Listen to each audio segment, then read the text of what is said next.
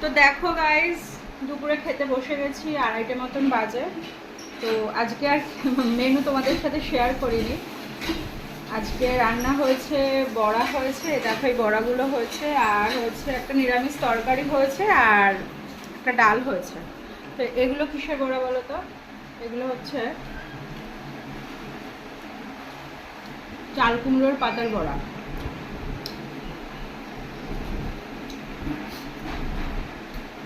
দারুণ লাগে খেতে, জানো। ভেতরে দেখো পুর দিয়েছি, নারকেল সর্ষে বেটে একটা ভেতরে হয়ে যায়। এটার রেসিপি আমি তোমাদের সাথে শেয়ার করব অবশ্যই, কিন্তু ভীষণ ভালো লাগে বড়াটা খেতে, ভীষণই ভালো লাগে। আর একটু সাথে তো লঙ্কা ভাজা আছে, এই দিয়ে খাওয়া যাবে আজকে।